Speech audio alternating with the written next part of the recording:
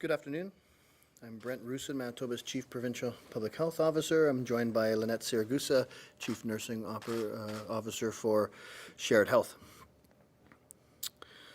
Just yesterday, I was getting ready for this conference and found an old folder that contained some old speaking notes from March, and I reflected on those. We were announcing one case, our 21st case. It was a gentleman in his 40s from the Winnipeg Health region. We had done 275 tests the day before, and it's really made me reflect on the long journey that this has been for public health, for the healthcare system, for Manitobans. We've come such a long way in this pandemic, and looking back at those numbers, certainly reflecting on the numbers we're seeing now and the urgency that's ahead of us now. We know moving forward, this is a critical time for us in Manitoba. We need to make necessary changes now to bring these numbers down. You know, in the last 30 days, there's been 97 deaths related to COVID. 412 hospitalizations. We've had 818 cases linked to healthcare facilities, personal care homes, and correctional facilities. You know, things have definitely changed a lot for us in Manitoba. Today, we're announcing 5 additional deaths related to COVID-19. A female in her 40s from the Northern Health region, a female in her 60s from Interlake Eastern, a gentleman in his 60s from Winnipeg Health region, a female in her 80s from Winnipeg Health region, and that's linked to Maple's long-term care. A male in his 80s from the Winnipeg Health region. And we'd like to extend our condolences to their families and loved ones. Our current 5-day COVID-19 test positivity rate is 11.6. It's 12.2% in the Winnipeg Health region, with 437 new cases of virus being identified as of 9:30 a.m. 3 cases were removed from being out of province and a data correction, and so the net new cases are 434, bringing our total case count in Manitoba to 10,216. I think it's clear that we need to bring these numbers down. Our healthcare system can't sustain numbers like this daily. We're seeing serious strain on the healthcare system. Hospitals are nearing capacity. We have over 30 people in ICU right now. Healthcare providers are doing their best for Manitobans, but are becoming overwhelmed. And I know these numbers are worrisome or scary to many Manitobans. But the issue is, we know exactly what we need to do. We don't need to still figure things out. We don't need to wait on any studies. We know exactly right now what we can do to change these numbers. And we can say quite clearly that action is to stay home.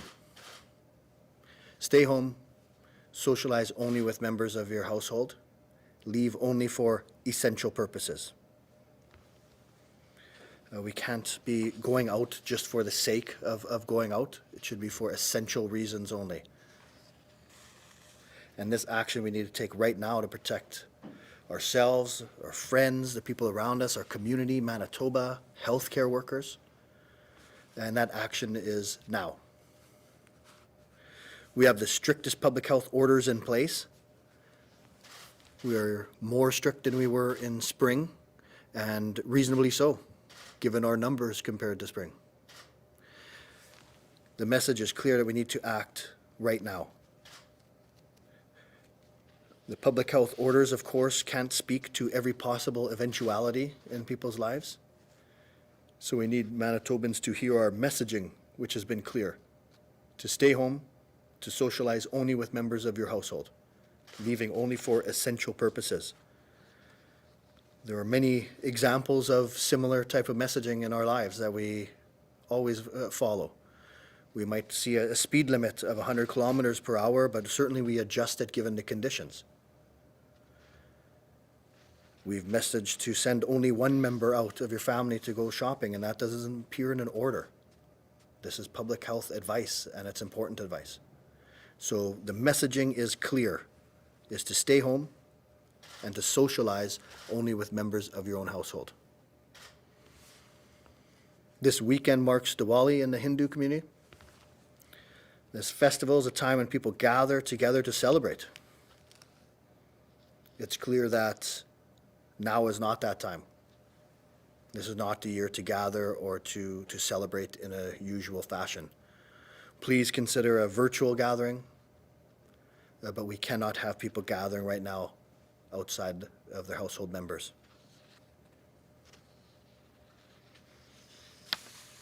I know this is difficult. This has all been difficult for Manitobans, and thinking back to those notes I mentioned, it's been difficult for quite some time. But we are at capacity in our healthcare centers.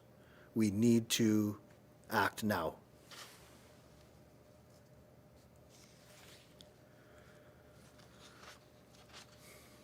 The messaging is crystal clear, and that is to stay home as much as possible, leaving only for essential reasons, socializing only with members of your household. We've done this before in Manitoba. We've done this before in Manitoba without any orders specifically related to private gatherings. Now we have the most strict orders we've ever had in place here. But please, Manitobans, we're going to step up now. We're going to get these numbers down. And soon we'll be able to once again start loosening these restrictions over time. So thank you again. I'm going to pass it over to Lanette. Thank you. Good afternoon, everyone. The past week has seen significant demands placed on our healthcare system. Last Friday, we provided an update on the development of our plans to increase capacity within acute care. We emphasize that planning has put in place the necessary space, equipment, and supplies that are required to meet the needs of Manitobans. We emphasize that this plan is incremental in nature, with capacity expanding gradually according to the needs of the people of Manitoba, the demands on the system. And we also shared that in any pandemic response plan, staffing will always be the #1 vulnerability. Last Friday, when we shared those details, we had 161 Manitobans hospitalized with COVID-19, and 20 of those were in our intensive care units. Today, 1 week later, we have 231 Manitobans in hospital with COVID-19, and 34 are in our intensive care units. We are also marking 41 deaths in the past 7 days. 93 ICU beds are now open across the system, and that includes 4 new beds that were opened up at Health Sciences Center in the past 48 hours. We've opened 10 additional ICU beds across Manitoba in the past week. And as of midnight, 85 of those 93 ICU beds were in use. 34 were occupied by COVID-19 patients. 26 of the 63 patients on ventilators this morning have COVID-19. We have also postponed 563 non-urgent and elective surgical procedures since October 26th. These postponements are necessary as we shift our resources to handle the patient surge associated with COVID. Efforts to increase this capacity across the health system are ongoing. but I don't want to understate the strain that these case numbers do place on our healthcare system and the strain this then places on our healthcare workers. Each day we report case numbers and we add to the active case numbers in our province. Each day we report hospitalization statistics and update Manitobans on our situation in critical care. But our capacity is not infinite. And throughout our health system, multiple days of 300 and 400 cases strike fear about what the impact will be on our beds and our staff in the days and weeks to follow. So today I want to give you something other than numbers and statistics. I want to give you some voices, the voices of those who you rely on to take care of you if you get sick, the voices of physicians and nurses and allied health professionals and support staff who you are relying on to be there for you or for those you love if they become significantly affected by this virus. We have ventilators, we have equipment, we have supplies, we have space. But we and you are relying on the physicians and the staff. They are stepping forward. They are training right now to work in new areas with new teams. They're isolating from their families and their loved ones. They're making lots of changes in their lives so that they can be there for you. Here's a few quotes. I am relieved and also sad. No gatherings. Most businesses are closed. Unfortunately, a lockdown is unavoidable now. Our healthcare facilities and workers are struggling. I'm relieved because shutting things down for now gives us a chance to hold our healthcare system together. But even with the lockdown, our hospitals need to brace for a very few tough weeks. Another quote. For the next 4 weeks, I will only work in the ICU. Make a change to reduce the number of people who spend lonely nights in the ICU. And then the last quote, we don't need your gratitude. We need you to wear a mask and keep your distance and stop spreading this virus, please. As leaders, we are listening to these voices. We are committed to improving efforts to protect them. We are committed to working with them to give them the support they need to provide care. The strain on our clinical providers is significant. We have work to do to ensure that we do not let them down. And so do you. Your efforts can help lighten that load. Stay home, stay safe, be kind, and be thankful. And with that, we'll open it up to questions. Thank you. A reminder to our reporters on the line, you will have 1 preliminary and 2 follow-up questions. From Global, Marnie. Good afternoon. Dr. Roussin, I know you mentioned contact tracing capacity yesterday. Can you talk a little bit about the current delays we're seeing with both contact and recovery tracing? We're hearing of some people getting calls that they're a close contact of a case nearly 2 weeks after it happened. How long are people waiting for a phone call to tell them this? Are you able to give us a more concrete number on that? Well, we've definitely been increasing our capacity there. Hearing the sort of anecdotal reports of waiting a long time doesn't tell us a lot, right? Because sometimes there can be a delay. If somebody was symptomatic for a week or so, or even more, and we've had that. We've had a number of people who are symptomatic for a week or longer before they go get tested. So it's very possible that when you're notified, it's been 2 weeks since you've been in contact with that person. So the anecdotal stories don't help us out a lot. I would say that we've dramatically increased our ability to contact trace. We're at, for contact tracing numbers, I do have an update on actual numbers there. So I believe that we are at, for a public health nursing capacity, just doing contact tracing is 170. We have 80 people from Statistics Canada and 43 in our Deer Lodge call center, and right now 10 from Canadian Red Cross that are working. We're looking to expand that. So again, to put it in perspective, our right now, the public health nurses in a typical contact tracing capacity are seeing somewhere between 3 and 4 cases per day they're able to get through. So we have 170 working right now, plus we're ramping up that capacity.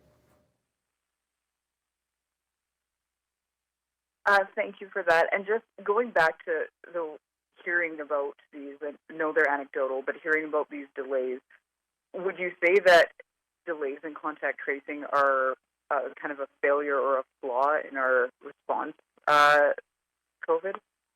We definitely don't want unnecessary delays, right? Like, so there's a long spectrum there. We want to get our test turnaround time as short as what's feasible, because that ultimately dictates how quick that positive gets into public health's lap. And then as soon as public health gets that, our goal is that within 24 hours of receiving that positive, we're in touch with 80% of the contacts. So that's really the goal. That's really what we can do to, in that capacity, to decrease transmission. So we certainly don't want unnecessary delays in anything, the test turnaround or the contact tracing. Thank you. And just on a bit of a different topic, we're hearing some confusion over wearing masks in apartment and condo hallways and elevators. Some people saying they're calling 311 and they're telling him it's a private residence, so I guess it's up to the individual building owner or management. What's your advice on that? Yeah, and so again, this is something that we can't possibly be everywhere enforcing every possible intricacy of people's lives, right? So what I would say is the orders read indoor public places, and so whether we want to have a debate on whether that's a public place or not, wear a mask.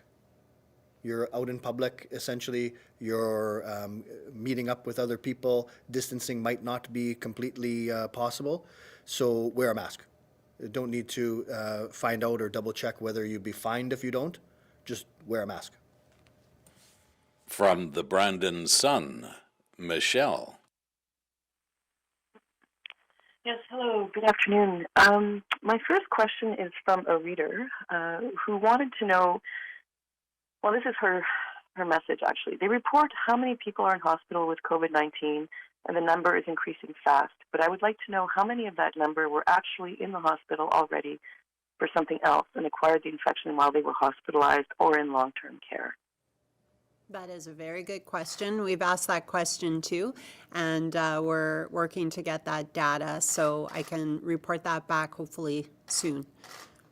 There's also, there may be people who are in the hospital who have gone through a couple of weeks of COVID as well and are asymptomatic and potentially not susceptible anymore. So we're trying to tease out the data a little bit more so we can show a better, more clear picture. Okay, thank you, Lanette. The other question I had is regarding the COVID app. And I'm wondering, I was very curious about this months ago when talk about it coming first surfaced. So I'm wondering how invested is the province in this tool and its potential to help curb the transmission of COVID-19? And what are the challenges of getting widespread buy-in from the public? Yeah, and so certainly happy to add it as another tool to our battle here. And so it's recommended to all Manitobans to download that, to have it activated. And if you are reported as a case, then again, it's voluntary, but we highly recommend everyone punch in the key that they'd be provided by public health. And then anyone who is notified that they were contact, we advise them to be tested and and closely monitor for symptoms. So we're definitely happy to have another tool. It's just that, it's just another tool that we can use, but we're certainly behind it. Okay, and to follow up on that, so there have been reports that there are people who do want to use that tool, but they're not getting their code number easily, I guess. Yeah, and so, I can't speak to any individual circumstances. It's certainly in the protocol. When we're doing a case investigation, we will ask whether they have that app downloaded, and if they do, then we'll provide them with their one-time key to punch in. So I'm not sure, where the reports are coming from, but it's certainly part of our protocol. From the Winnipeg Sun, Scott. Hi, good afternoon to both of you. Scott Bill, Winnipeg Sun. Dr. Roussin, first question to you. What is the message right now, 8 months into this, for people who just don't get it at this point? Yeah, and I think that, like you said, we're 8 months in. You heard me reflecting on some of those early cases, taking us back to probably a time that doesn't even seem real to us anymore.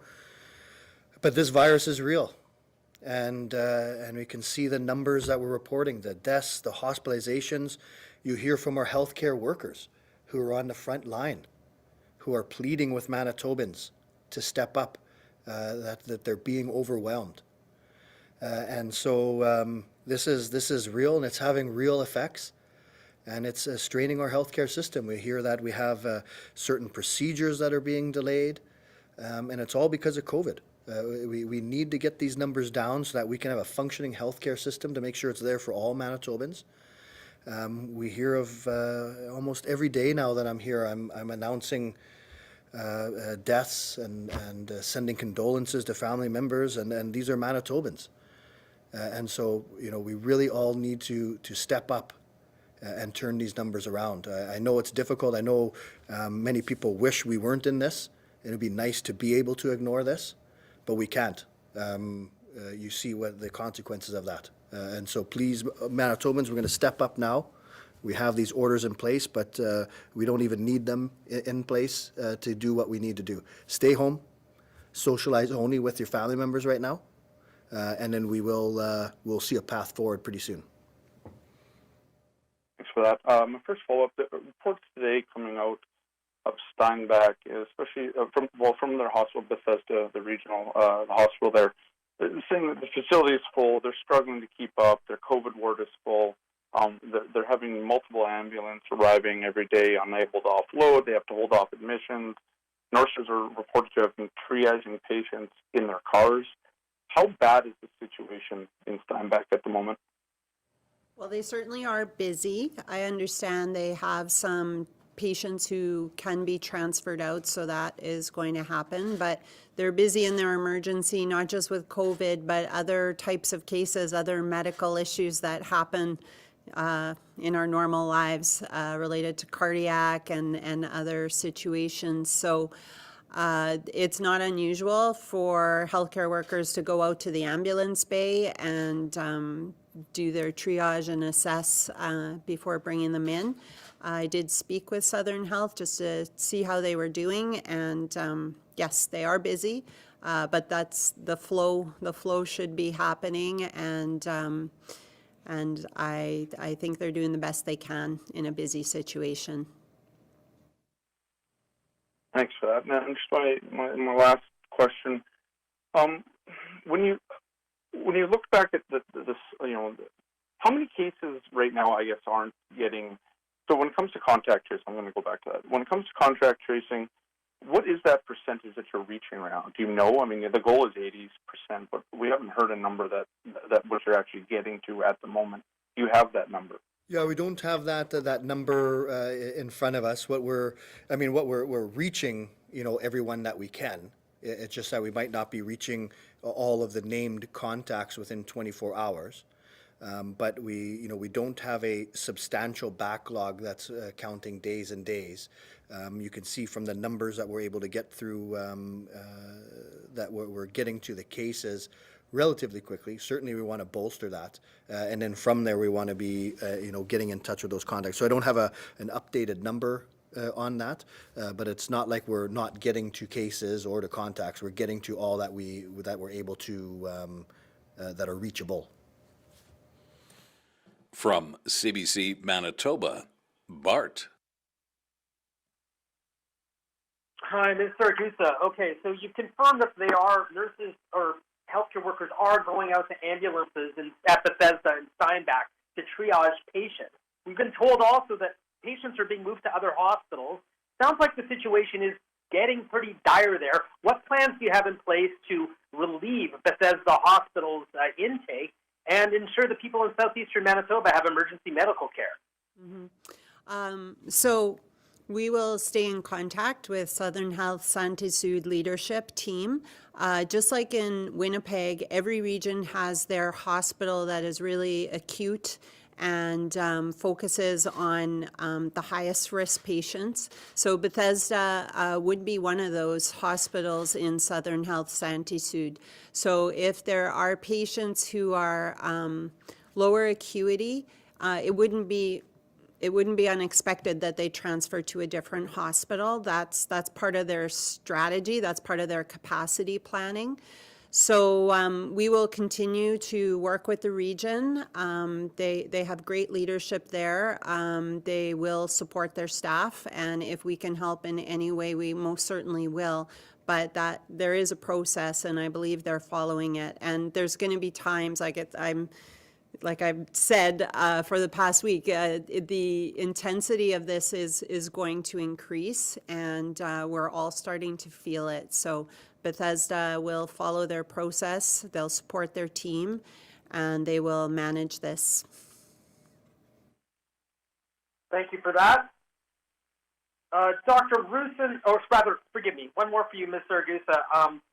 How many faulty masks did Shared Health, Winnipeg Health Region, all of the hospitals have to recall as a result of the faulty mask recall? And what does that do to your supply shortage or your secondary supply of N95s and other masks? So I wasn't directly involved in that. We can look into it, but those masks were, I believe when I talk to our logistics team, they tell us that they have enough supply of procedure masks, medical masks. So I'm not sure if those masks that were sent out previously were part of that mix or not, but I don't know the number of how many masks were out there and how many are coming back. Okay, fair enough. I hope to get an update later. Dr. Roussin, you stated months ago and again a couple of weeks ago that you didn't put much stock in releasing the epidemiological modeling. The health minister had said that might scare people. Now we're already in a rough situation. People are scared already, so there's really no harm. Why won't you release the epidemiological modeling for how many more cases we could expect in the next weeks and months, and how many more hospitalizations and how many deaths? Yeah, I think we are looking at that. We are going to look at a way to present it similar to what we've done in the past. So certainly not ruling that out. I think it might be another valuable tool just to show on if we continued, say, at this trajectory where we would be at. So, certainly I've seen multiple models and things. What I could say is that the models that map out public health restrictions like we've just outlined with adherence puts us in a very good spot moving forward. And so, and certainly the trajectory, doesn't take modeling to know if we continued with that trajectory, we would be overwhelming our healthcare capacity. So we have both the concern, but we can also see that modeling that shows with immediate uptake of these current restrictions, our numbers actually look very favorable if we can get this done. From the Canadian Press, Steve. Oh, hi. The Prime Minister mentioned today that he referenced that the federal government has approved Manitoba's request for support in long-term care through to the middle of January with the Red Cross. Are there any details available in terms of how many people from the Red Cross will be used, and will they be used, in long-term care homes other than where, the sort of the big crises points now, like the Maples and Parkview Place? Yeah, so that has been negotiated with the WRHA specifically and in partnership with the PCHs. So I haven't been part of those conversations, but my understanding is it is an ongoing negotiation. So they've talked about what would come first and where the priorities would be. And I think depending on how this virus transcends over the next couple of weeks and months, that there would be an opportunity to renegotiate and change as we need to. And Ms. Siragusa, if I heard you correctly, you said 85 of the 93 now available ICU beds are in use. That 93 is expanded somewhat in the last couple of weeks. How quickly can you expand up to that tripling that we had talked about a couple of weeks ago? Because it sounds like the ICU numbers are increasing as fast as the capacity is. Yes, they are, and it's not unexpected when we see those high volumes, so we have been preparing for that. Again, the most challenging part is to move the staffing around and get them trained and orientated and feeling okay about where they're working. It's very disruptive to the staff as well, especially if we're looking at changing how they work, where they work, who they work with. So we don't want to go too fast, but obviously we can't go too slow. So the work is ongoing, and as fast as we need to ramp up that capacity, we are going to do it. But often it means that something else has to be sacrificed. So the surgeries, the diagnostics, those are the things we don't like to do, but we will do if we have to. And Dr. Roussin, if these measures work as they're widely expected to over the course of the month of November here, and the numbers drop, and we start to slowly open things up, are you looking at a different way of slowly opening up social interactions, such as bubbles and the like?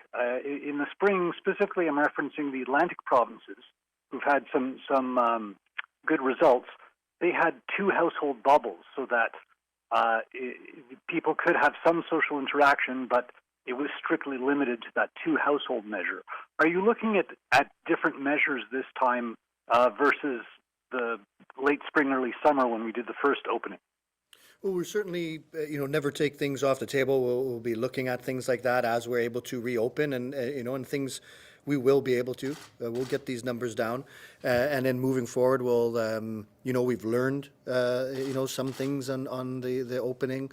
We'll continue to learn, and so we'll try to get that messaging right. It's going to be a balance between messaging and what we can actually enforce. But yeah, I mean, I think it's reasonable to be looking to those days because we won't be like this forever. We already can have plans that will be starting to loosen things up, but that's only if we start acting right now. From CTV Winnipeg, Michelle. Hi, we've been talking about milestones, so 8 months. We're also surpassing 10,000 cases today in Manitoba. Any reflection on that number today and how fast cases are growing going forward? Yeah, I mean, I think it's clear we're in a tough spot right now. These numbers are climbing.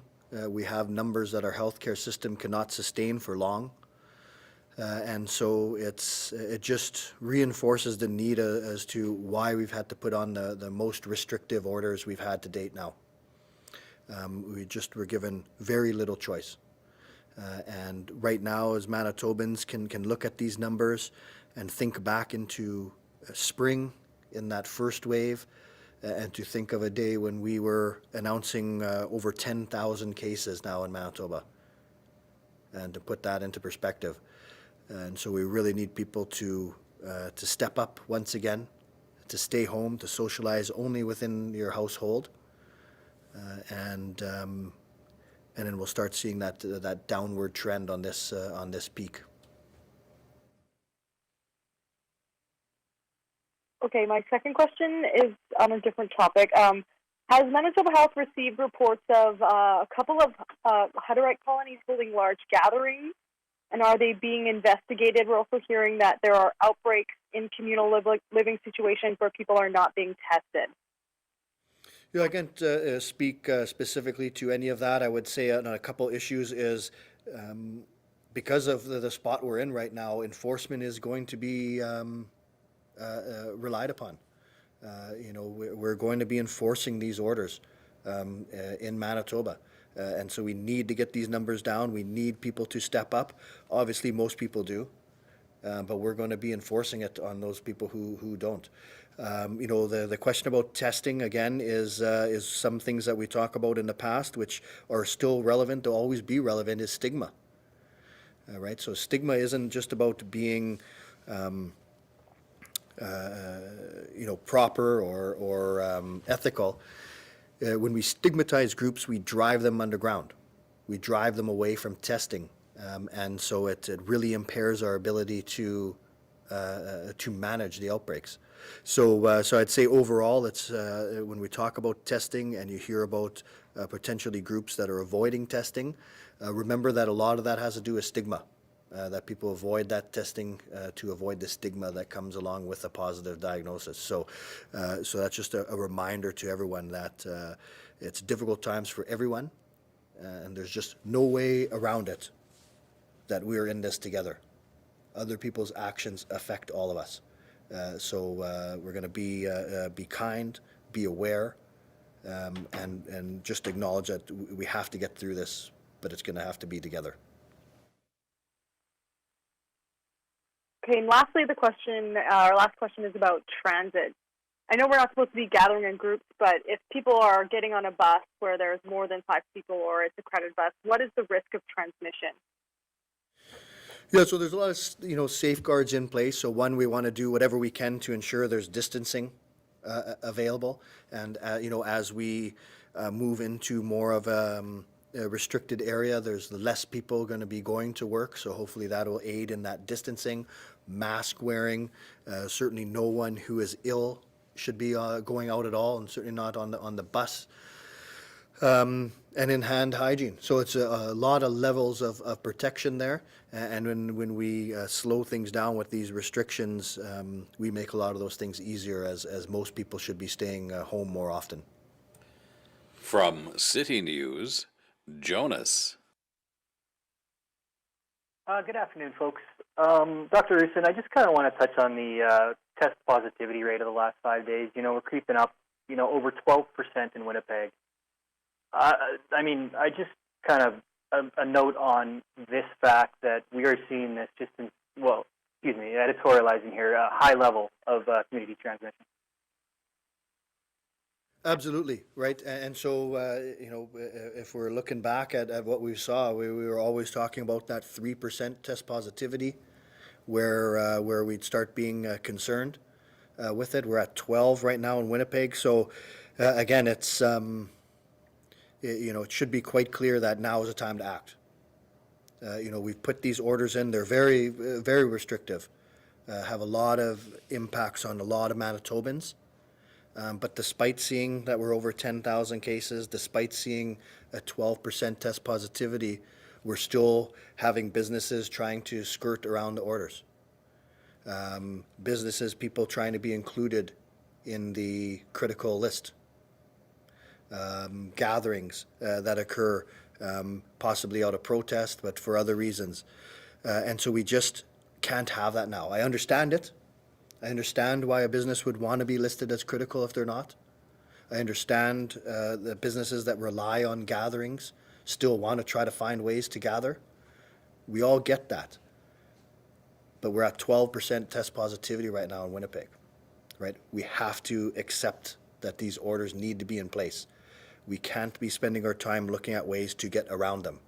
We have to just step up, stay home, out for essential reasons only, socializing only with our household, because we're at that critical juncture right now. I just want to touch with you, sir, on some modeling. If we look back, I think it was about a month ago, we were around that 3%. The exponential growth we've seen to 12%, is that at the higher end of your modeling? Is it outside of the modeling? I mean, I'm just interested to see what your numbers said when we were around that 3% mark.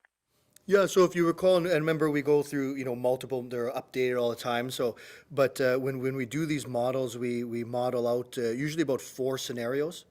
One scenario is strict public health measures with good compliance versus no public health measures and no compliance. And then intermediate in between. So these numbers actually in these last, before we went to the first red in Winnipeg, we are trending on that scenario 4. Minimal public health measures and minimal compliance. So it was trending as if we didn't have anything in place. But like I say, it's daunting. These numbers are daunting. But if we get back into that scenario 1, which we are largely in the spring, we see our numbers quite manageable. So it's not like we don't know what to do or have trouble trying to figure out things. We know exactly what we can do, and our modeling shows that relatively quickly we'll be back into manageable numbers. So so it's just there to to really reinforce the need for us to act right now. And as a final follow-up, just for Ms. Siragusa, your message today, you read comments from workers in the health system. These folks are going into work every day in the middle of a marathon, not really knowing, when it's going to end. Are they, I guess, you coming forward with these comments today, I guess this is a way to really try to drive home to the folks watching this or at home how critical the situation is. Yeah, they are heroes, everyone who goes out there, but it is scary and it is exhausting. And sometimes it feels like you're in a tunnel and you need to see some light at the end. So we are really looking forward to when these restrictions kick in and we start seeing the numbers coming down. I think that will provide some relief to people. But right now it's hard slogging out there, and I worry about them all the time. But I know that they are excellent at what they do, and they work well together. And they're not gonna let Manitobans down. But it's a two-way street. Manitobans need to help out those healthcare workers. From CHVN, Taylor. Hi, good afternoon. Are you able to provide any updates on the outbreaks at correctional facilities? Yeah, so I don't have the updates here. What we're going to say is you can email our communications people. We can get update on that. We're still working to try to just be able to have that posted on online just for ease. And I've been made aware that there isn't any spiritual care going on right now at Headingley, so that would include something like a Sunday service. Why is that? This is like the Headingley Correctional Center? Yeah. I can't speak to specifics about that, but I mean our orders right now are to that faith-based gatherings are going to be held virtually only, and doing whatever we can to limit gatherings. So can't speak specifically to that, but that's likely something to do with it. Now, in these particular facilities, virtual Sunday service isn't exactly a possibility. What is being done to give people some kind of spiritual care, even if it's at a distance or virtually? I don't know there, but what I can say is that there's a lot of things that are challenging. Right, there's a lot of people who get a lot of benefit from faith-based gatherings. That virtual may not be accessible to them either, or may not be sufficient to them. There's a lot of businesses that are trying to recover from the first wave that are now closed again. So no doubt, it's very challenging times. From the Winnipeg Free Press, Carol. Good afternoon. Nurse Siragusa, could you tell us what the situation is right now with laboratory supplies and with testing supplies? We've heard about, the universities coming out with some lab testing equipment, donate. And today there was a report about running out of testing supplies at the King Edward test site. Can you give us an update on what the situation is? Well, we had a meeting today and nothing was raised. I would say that there is going to be, throughout this pandemic, pressure points where some supplies are going to be in high demand or short supply. But my understanding is that there is enough to continue on. Our logistics team is always looking for new vendors or ways to procure what we need to keep going. So I haven't heard any red flags at this point. It sounds as though our partners are all chipping in and helping and working together, which is exactly what we need short term as we look for a longer term solution. Okay. And sort of a common theme that's emerging these days is the staffing is a finite resource, and the growing case numbers are a concern because the staffing, there'll come a point when it won't be able to keep up. So I'm just wondering, we heard at the press conference earlier today about personal care homes and, calling for people who've left healthcare aides to come back to help out. And, you've talked about staffing today. And I'm just wondering, would either you or Dr. Roussin be insulted or feel that aspersions were being cast upon your leadership ability if the military was called in to provide resources or help? Well, I won't speak on behalf of Dr. Roussin, but I wouldn't be offended in any way. But I think the expectation is that we do what we can do as a provincial healthcare system first before we go to that level. And so it's always an option. We would never say no to any option to keep Manitobans safe and to support our staff. So the answer is no, Carol. How about you, Dr. Roussin? Yeah, same thing. Yeah, it's not about me at all, and I think that we're looking at plans right now within the province, our provincial plans. But I think that there should be nothing that's excluded from an opportunity should the need arise. And just getting back to the contact tracing, Dr. Roussin, you said, the goal is 80% of contacts within 24 hours of receiving test results. And you don't know exactly what the number is right now, but, you don't have a substantial backlog counting days and days. Do you have, a rough ballpark idea? And do you not think that a COVID alert app, if it was properly promoted and if there was good uptake, might actually be helping right now with the spread being so almost out of control? So the COVID app, yeah, I think it's a good app. I encourage all Manitobans to get it. I encourage all Manitobans to enter the key in if they are test positive. So absolutely with that. Remember how that works is that it's completely confidential. So it doesn't really aid in public health's contact tracing procedure because public health doesn't get notified of any of those contacts. It's completely confidential, so no one has to worry about their whereabouts are known. They're not at all tracked with that app, and no one knows that they're a contact other than them. So public health will still have to do the exact same process, but I think the app is that tool that can get the message out to people quicker. It can get the message out to to those that might not be discovered on a contact tracing procedure from public health. So definitely a good app. Recommend all Manitobans get it, activate it, and follow the directions on it. From the Steinbach Carillon, Josh. Hi there. So if people were to get fines for violating public health orders, and if they wanted to fight the tickets, do you know if courts would generally side with the public health orders anyway? Yeah, the only answer to that is it depends, right? It's going to depend on the situation. It's going to depend on where on the specifics of that. So, I would say that enforcement's going to be important here as we move forward. And again, it's, for some people, the worry of enforcement has to be there. But I think for most Manitobans, seeing these numbers and hearing public health advice is all that's required. That we're going to start seeing people stay home. We're going to start seeing people socializing only within their household. They're going to be going out for essential purposes only. And businesses that aren't listed as critical aren't going to be open to the public. And so, yes, enforcement's going to be there.